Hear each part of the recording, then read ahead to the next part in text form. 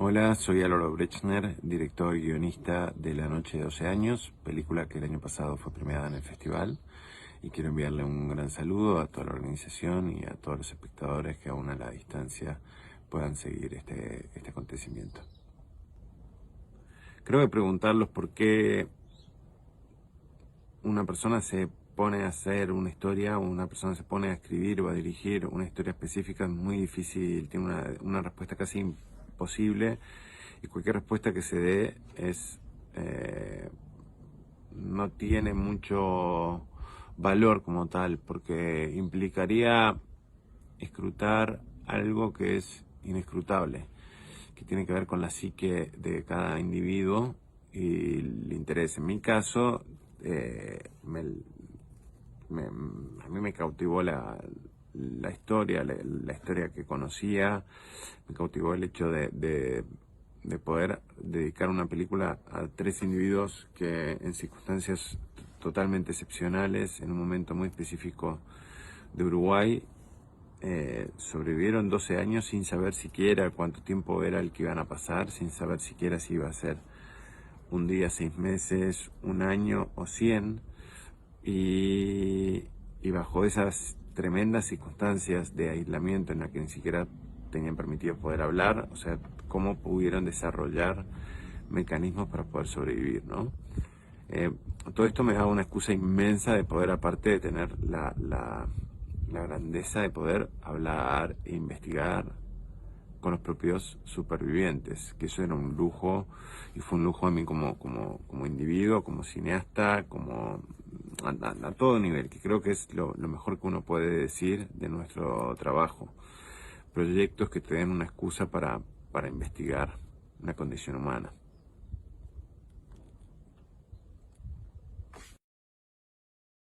Miren, dado la situación del confinamiento, estoy haciendo este video con las preguntas y llevo 6 videos que estoy borrando sobre cómo veo el cine a partir del coronavirus. Y la verdad es que no tengo ni idea, porque es que realmente no tenemos ni idea en dónde estamos y dónde cómo va a seguir y qué tipo de mundo nos vamos a encontrar cuando salgamos, qué tipo de sociedad, qué tipo de transformaciones. Y como agentes que intentamos interpretar dónde estamos y a dónde queremos ir, hay en la primera vez que nos excede un poco la situación que desconocemos realmente de dónde vamos a estar. Entonces simplemente quería limitarme a enviar un enorme abrazo con un montón de ánimos para todos ustedes, para todos los creadores, para todos los espectadores, y porque tengamos más historias, más cine, más arte, más vida y más esperanza. Un abrazo grande.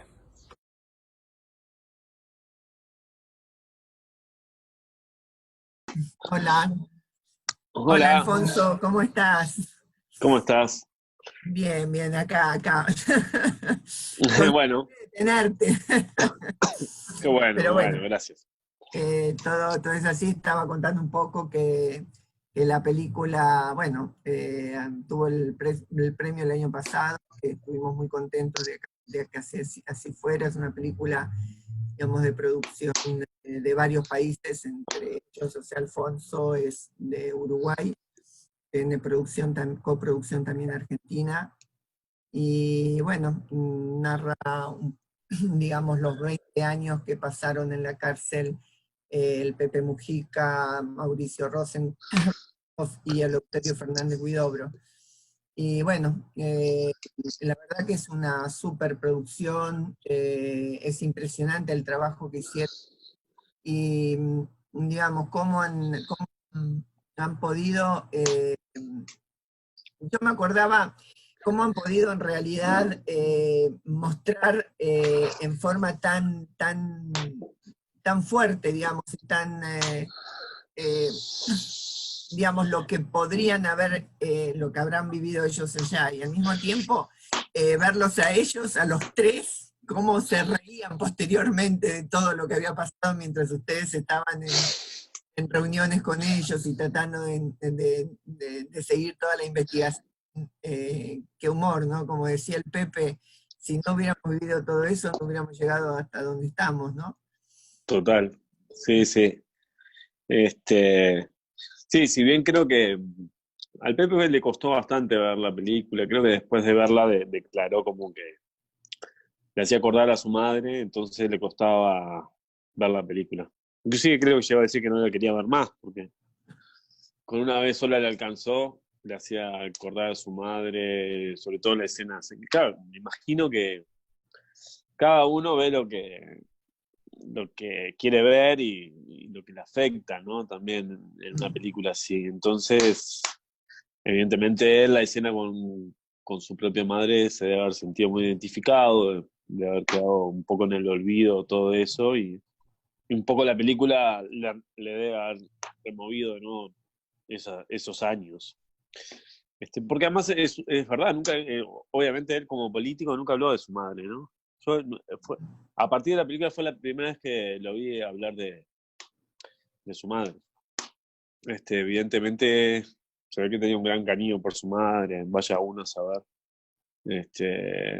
Después capaz que Rosenkopf sí estaba como un poco más abierto. Yo me junté varias veces con Rosenkopf, porque cuando yo me sumo al proyecto, el personaje que yo hacía, Widobro, ya había fallecido, entonces no me pude juntar, obviamente, y ¿cómo es? Y Rosenkopf, Mauricio estaba muy abierto, casi como un asesor de la película, del guión, ¿no? Álvaro también creo que le dio varias versiones. Digo, estaba muy predispuesto a ayudarnos, a que estemos a preguntarle cosas. Y era muy interesante. Yo me iba a tomar, él vivía en la playa en Uruguay y me iba hasta su casa y nos sentábamos a tomar mate y a hablar. Y era muy interesante escucharlo, estar ahí, ver sus tiempos, sobre todo ver sus tiempos, cómo hablaba, cómo miraba. Y después, bueno, después tuve algunas... Sí, inclusive los encontros es verdad que se reía bastante, ¿no? Eso es como que, claro, evidentemente lo ven desde otro lado, lo viven desde otro lado. A mí me impresionó muchísimo esto de verlos a los tres en determinado momento, como hablaban entre ellos sobre todo lo que habían vivido, ¿no? O sea, en algunas mesas claro, en otros momentos seguramente es diferente y pienso que el impacto de la película debe haber sido bastante fuerte porque es muy dura. ¿Y Mm. cómo llegaste vos al proyecto de la película? ¿Cómo me sumé? Sí, ¿cómo te sumaste? Sí. Mira, fue raro porque yo en realidad no tenía ni idea de que se iba a filmar la película y yo justo en esa época estaba escribiendo un guión y me estaba yendo a vivir un tiempo a México y me escribe una directora de casting en Uruguay para hacer el casting, pero no me explicó mucho, me dijo que era sobre Memorias del Calabozo, del libro, pero entendí que era sobre la dictadura o sobre el libro, algo, entendí muy por arriba. Yo viajaba los 2 días a México, entonces estaba por ir a pagar cuentas, estaba en otra cosa. Y cuando llego al casting, como es la vida del actor, que es rara porque este, pasás de estar pagando cuentas a tener que actuar una escena de tortura, ¿no? Y me encontré claro, con todo eso. Me acuerdo que en el casting tuve que hacer creo que ahí hice más de Rosenkopf y, y actué con otro actor más grande que yo, que hacía de mi padre y él me iba a ver. En fin, yo creo que igual en este primer casting, claro, nosotros tenemos una vivencia quizás mi generación, nuestros padres tienen una vivencia muy fuerte con todo lo que pasó y nos han transmitido todo eso. Todavía quedan muchas cosas por resolver, entonces son temas que si bien uno no las vivió, es como las hubiese vivido, ¿no? Es como que si fueran parte de uno. Entonces como que dentro de lo terrible de hacer un casting así, uno tiene muy naturalizado hacia dónde ir, ¿no? qué zonas afectivas, emotivas puede llegar a tocarte. Y ese fue un primer casting y después hubieron muchas instancias, porque también fue una película, como dijiste, una producción muy grande, hubieron muchos intereses económicos de por medio, entonces después fueron varias etapas. Llegó un momento donde ni siquiera los tres que protagonizamos la película íbamos a protagonizarla, iban a ser tres actores norteamericanos, hubieron como instancias, no sé, difíciles para un actor porque estás ahí pendiente de que si finalmente la vas a hacer o no. ¿Y con el pie en el avión o no? Claro. ¿Pie en el avión para México o no? Bueno, yo ya me había ido a México. Es más, mi segunda instancia en México, mi segunda prueba la hice en México, estando en México. Y Álvaro Brechner, el director, que muy bien, además Álvaro, nos llevábamos muy bien, yo ya había trabajado en una película anterior con él, entonces me tenía muy, digamos, muy informado de cómo eran los procesos de selección. Mirá, Alfonso, esto no depende de mí, yo por mí ya yo hubiese elegido, pero bueno, hay intereses.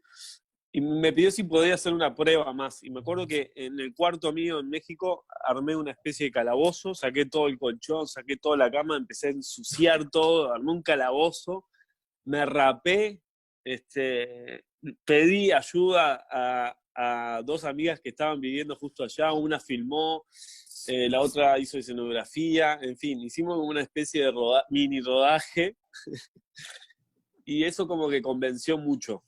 Sobre todo me parece que convenció como que estaba dispuesto a ponerme la camiseta en un proyecto que era muy grande, ¿no?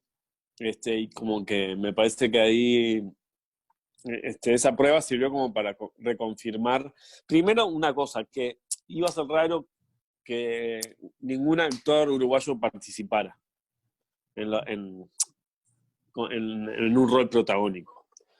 Más allá de los intereses económicos y de las coproducciones que tenía la película, pero que no haya un actor uruguayo, inclusive Antonio de la Torre, que finalmente fue el que hizo el personaje del Pepe, él dijo, sí o sí tiene que haber un actor uruguayo que haga igual del Pepe. Yo hago otro personaje, pero digo,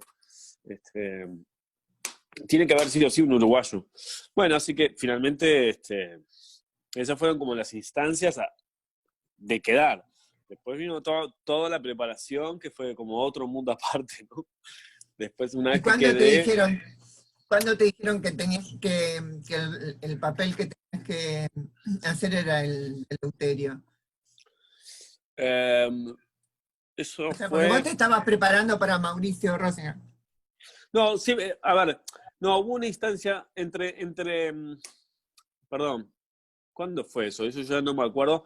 Una instancia de lectura, Álvaro siempre hace una lectura con ciertos actores, cuando ya están bastante cerca de filmar. Yo todavía ahí no estaba en la elección final. Y ahí leí de Rosenkopf. Y después de lo de México, ahí Álvaro me dice, quedaste y vas a hacer de Rosenkopf. Vas a hacer de Huidobro. Que a mí inclusive me impresionó más hacer de Huidobro. Pensé que estaba más cerca, por mi forma de ser y todo, de hacer de Rosenkopf que de Huidobro. Y además, Huidobro para mí era, al hacer personajes muy conocidos, curiosamente y paradójicamente, Huidobro para mí era alguien muy desconocido. Era conocido públicamente como político, pero desconocido así, si bien Huidobro era no era una persona mediática. Él salía cuando tenía que salir. Si no, no era un político que estuviese todo el tiempo hablando, ¿no? Y creo ni cuando fue ministro de Defensa, ¿no? No era, ahora, cuando hablaba, eso seguro. Entonces, era un tipo con mucha personalidad. Pero claro, yo lo conocía como mediáticamente, digamos. Entonces, me sorprendió eso, pero por otro lado, me gustaba mucho la figura de Huidobro. Era como, wow.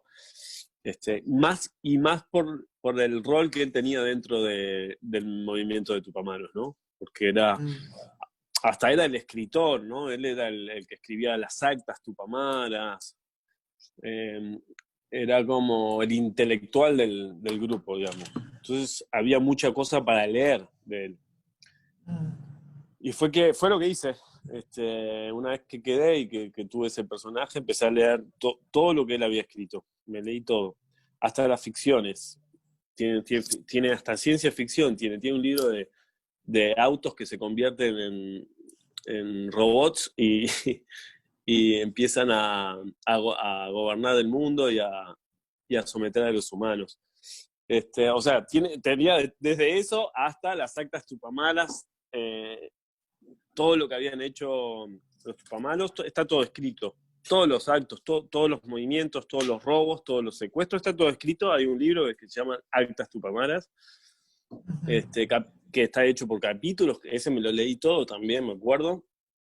Bueno, en fin, no sé. Y hasta que en un momento dije, bueno, todo esto no me sirve, porque no sé quién es. Yo necesito hacer una película donde sea un tipo que está encerrado en un calabozo durante 12 años, entonces me tengo que empezar a concentrar en qué sería eso. Y ahí empecé otra etapa del trabajo distinta, ¿no? Y ahí me sirvió mucho empezar, ya ahí cuando empecé a pensar esas cosas, ya iba como por el segundo mes yo ya estaba elegido, ya la producción me había dicho que podía elegir un médico para empezar a hacer la dieta, que por Claro, contrato... porque contá cuánto tuviste. A mí me impresionó, porque había matado tu reel, aparte de ver la peli varias veces, pero viste, todas todo lo que han hecho, digamos, para llegar a adelgazar. ¿Cuántos kilos tuviste que adelgazar? Porque en realidad tuvo que adelgazar, los tres, ¿no? Tuvieron que adelgazar muchísimo para hacer la peli y Sí, pasar todo ese periodo, ¿no? Yo me acordaba de otros actores que han tenido que engordar y que nunca más adelgazaron. sí, no, es que claro, es como la típica, yo siempre digo como el cliché del actor de Hollywood que tiene que adelgazar o engordar, ¿no? Y bueno, sí, tocó hacer eso y, a ver, yo creo que ahí en el video yo lo dije y lo he dicho varias veces. Yo cuando me reuní con el dietista, yo estaba en México, me reuní con un dietista que era dietista de estrellas de televisión de México. Entonces les trabajaba la figura y yo entré y yo tenía mi peso normal y me dijo, pero ni sabía que era actor. Me dice, no entiendo a qué venís porque antes de venir te hacemos un peso y tu peso está en tu peso normal, ¿cuál es el problema? Me dice. Y ahí le expliqué todo, le dije, mirá, yo tengo que hacer una película, soy actor, le conté un poco el contexto, qué tipo de película era. Entonces ahí ya le empecé a hablar un poco más de artísticamente y le dije, mirá, lo que a mí me gustaría ver en la pantalla son huesos, es ver mi esqueleto sumamente flaco, es como si te dijera que fuera una pintura, si tuviera que dibujar una pintura, me gustaría ver a un tipo que estuviese en un calabozo, le dije, sumamente flaco, y ver los huesos de este tipo. Era como una imagen que yo tenía de mí mismo, muy, muy oscura, muy de mucha tristeza y muy flaco. Como que fue lo primero que se me vino a la cabeza, esa imagen. Y a eso quería llegar. Y llegaste Sí, sumamente. Y el sí, encuentro trabajé con tu como... hija, con la que sería tu hija, qué cosa linda, qué encuentro precioso. Sí, eso pasó de veras, además. Eso fue de verdad, y inclusive yo me reuní con la hija de Huidobro, con la que vivió eso, que no se acordaba porque era muy chiquita, de ese encuentro, pero sí tenía ciertos recuerdos de ir ¿cómo es? A alguno de los cuarteles que les permitieron ir. Y fue una escena real, ¿no? O sea, Huidobro la escribió y la contó, se ve que realmente fue lo que le pasó, que no sabía, no, o sea, tenía una hija de 2 años y que nunca la había visto y no sabía ni cómo hablar. Nunca había tenido una hija. Este, y fue, no sé, a mí me pasó con una película cosas raras, así, artísticas, como actoralmente, de que muchas cosas fluyeron solas. Escúchame, el reel que yo vi y que no podemos pasar, ¿se puede ver en algún lado o no? ¿O está todo ¿Se puede, también? ¿Se puede qué? ¿Se puede ver en internet en algún lado o no? No sé, no, si no nos si no permitieron. Yo no sé, qué raro, porque no sé si YouTube, capaz que ahora sacaron todo, ¿sabes? No me acuerdo en la época de la promoción de la película, o antes que estuviese en Netflix, la película, yo me acuerdo de que hubiesen partes de las escenas, o mini trailers, no sé qué pasó. Se ve que después con los contratos con Netflix todo cambia y Netflix empieza a controlar sus productos, Claro. digamos. Sí, y bueno, en realidad le decimos a la audiencia que pueden ver la película en Netflix. Vamos a hacer, se la pueden ver ahí porque ahora en las salas no la van a poder ver. Así que Sí, bueno, sí. a ver si Netflix le paga a los estados lo que le tendría que pagar. Total, Tendría que claro. pagar. Estaría muy bien que fuera así, digamos. No estaría Así mal. que bueno, ¿y qué estás haciendo? ¿Qué hiciste después de la película o en qué proyectos estás ahora? Y después, mira, justamente ahora hace poco terminé una película en Ushuaia. Ahora me va a tocar todos papeles sacrificados. Todo Es bajo. como. Sí, es una película es una ópera prima que me gustó mucho, un realizador de Ushuaia y otro realizador que Mira. vive en Buenos Aires. Son dos realizadores. Es la búsqueda de un hermano que desapareció, que lo va a buscar al medio de la montaña, al otro.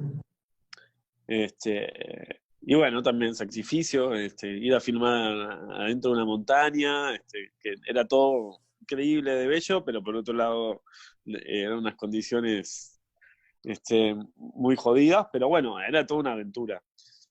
Eh, y ahora estoy con una serie justamente de los señores de Netflix, señoras y señores de Netflix, que también por contrato no puedo decir mucho, pero bueno, la estaba filmando hasta mitad de enero, algo en la prensa salió, se llama El Reino, va de La un película El evangelista. Reino, pero está la película El Reino. La película del reino, sí, pero esta es una serie que es otra cosa igual. Es un evangelista asociado con políticos ahí en Argentina. Es una Sí, ficción porque igual. El Reino nosotros la tenemos en Claro. preselección de este año, digamos, que bueno que no Ah, sea. mirá, claro. Así que la tenemos ahí, estamos ahí con la peli. Así que bueno, ¿y vos de México cómo te volviste enseguida para acá? ¿O dónde es que filmaron toda la noche? Ah, la noche se filmó, después que, claro, yo estaba en México, después me fui a filmarla a Madrid. En realidad pasé por acá, por Montevideo, para hacerme otros chequeos con mi médico. Este, Y después de ahí me fui a Madrid y se filmó, fueron 5 semanas en Madrid de rodaje y después hubieron 2 semanas donde se paró y se viajó para acá, para Uruguay, y acá filmamos 3 semanas más, creo, bueno, que fueron, y en total fueron 8 semanas de rodaje. Lo más difícil, cuando nosotros estábamos más flacos, más hechos pedazos, digamos, se filmó todo eso, fue lo que primero que se filmó, y se filmó todo, la mayoría se filmó en España, y después lo que serían los flashbacks de la película, que es cuando ellos los agarran, se filmó todo en Uruguay.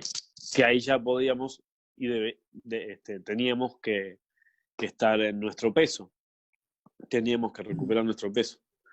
Pero bueno, no sé, fue una película yo la quiero mucho en muchos Y bueno, aspectos. marcó bastante, ¿no? En tu carrera, en la noche. Sí, yo creo que sí. Antonio de la Torre siempre dice algo muy lindo, que uno, sí, como un actor o una actriz, a lo sumo puede hacer entre 4 o 5 papeles en su vida y yo creo que ya ahora ya quemé uno. Veremos si vienen más, pero este seguro fue uno por todo el trabajo que Y nos... en tu trayectoria, ¿qué otro papel así te marcó?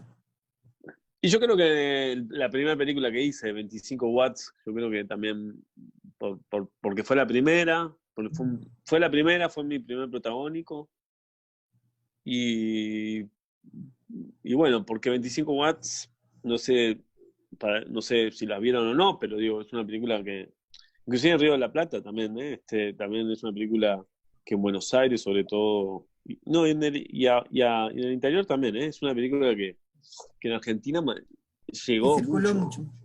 Sí, y después y después, nada, creo que 25 watts para Uruguay fue una película de cambio. Pero para mí, en particularmente, fue una película que me enseñó a actuar en cine. Entonces, es mi película, como, no sé, es mi hermana o mi hermano, que me va a acompañar siempre. Y va a estar, es como parte de mi familia.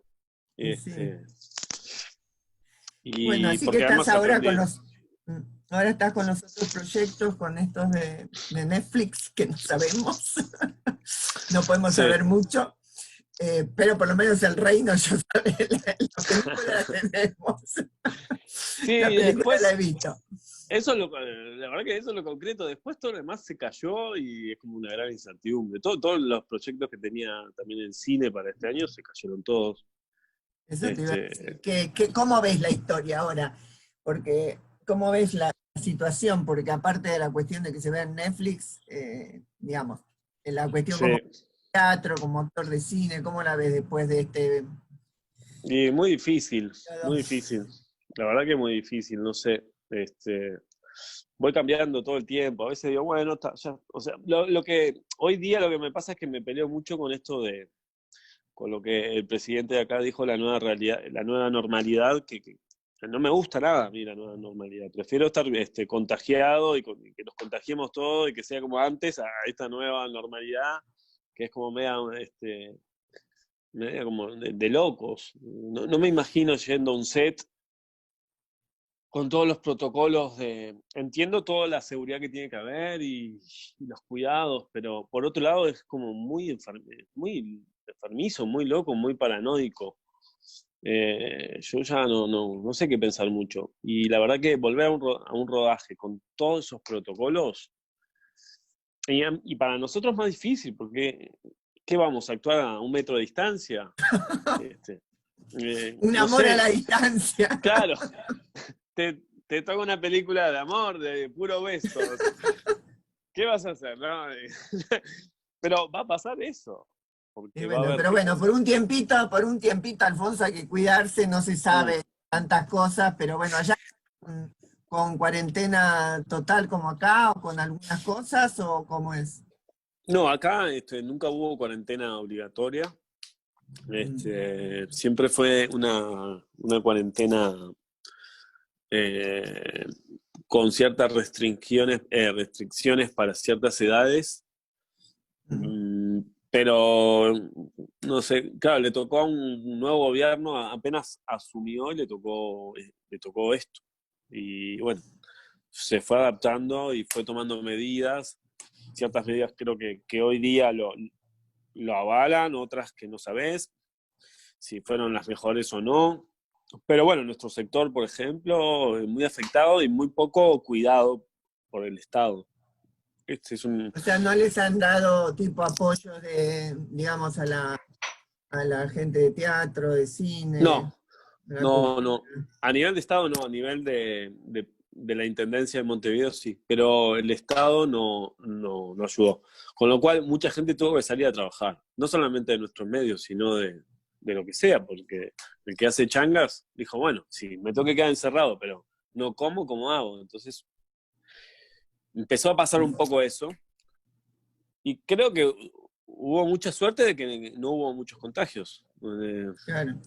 Sí, Hay un periodista. acá estamos en el momento del pico Sí. fuerte, porque este es un virus democrático, pero que en realidad los que más la pagan como virus es la gente más pobre, porque no tiene Y sí, y no las tiene, porque opciones además...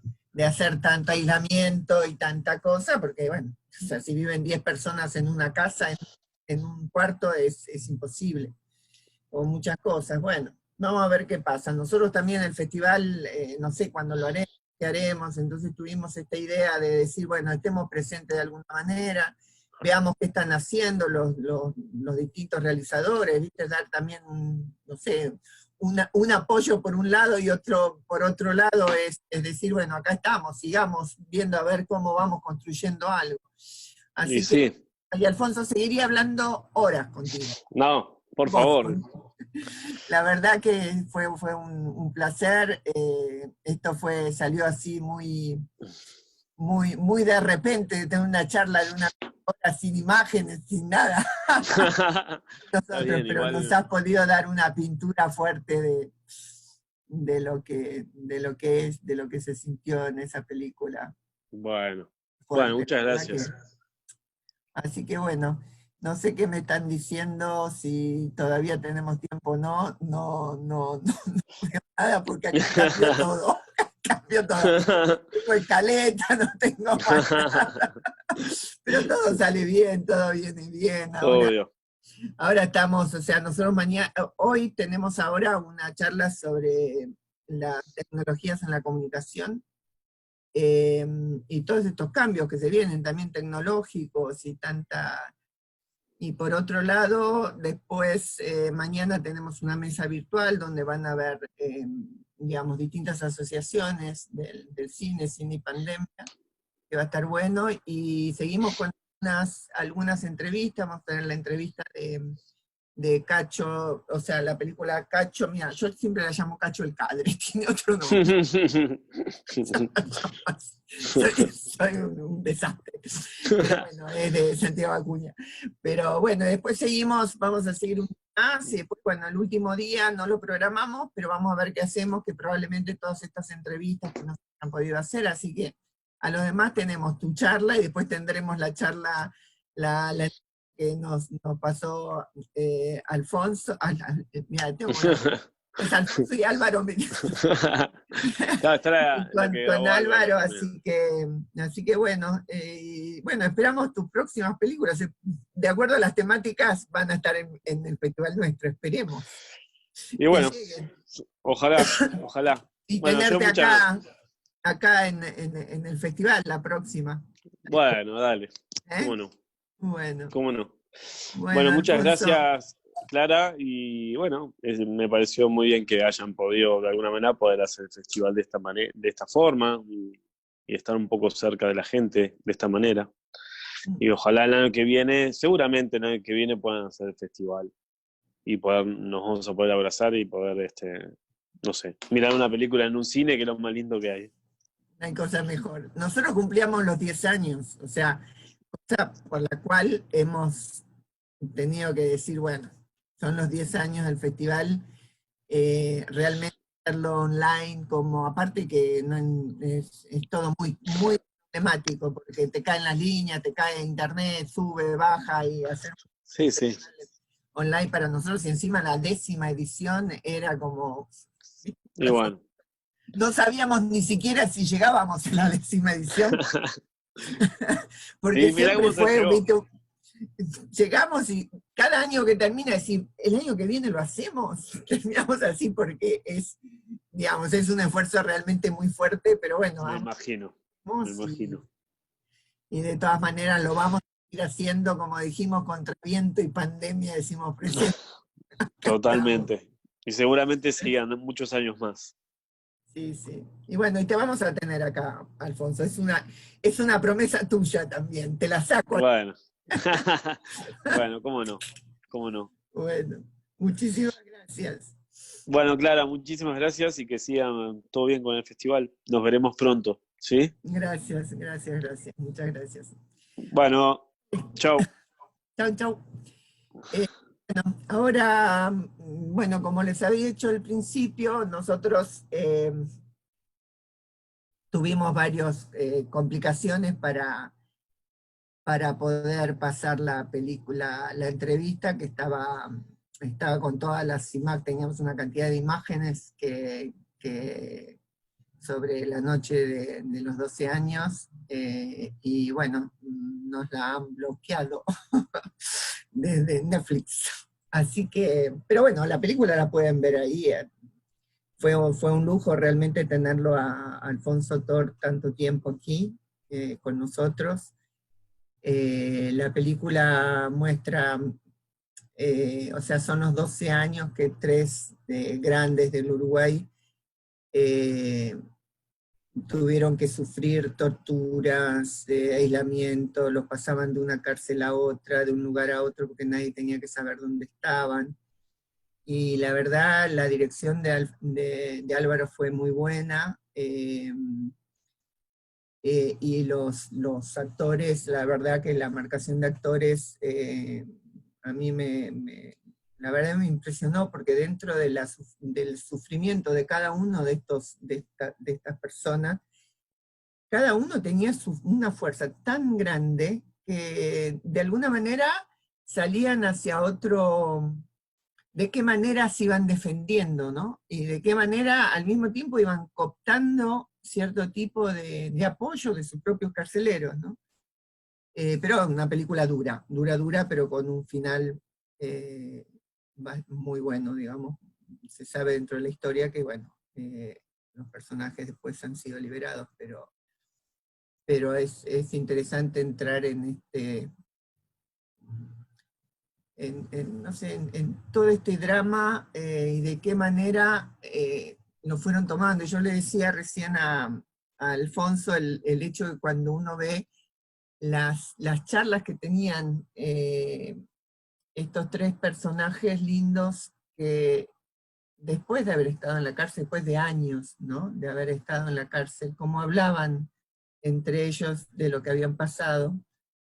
Y pienso que sí, que tanto para el Pepe Mujica como para Mauricio Rosen, no, para los dos, Eleuterio no vio la película, porque bueno, ya había fallecido, pero los dos pienso que haber sido un hecho muy, muy, muy duro, digamos, poder ver esa película, ¿no? O sea, donde seguramente se reavivan tantas cosas.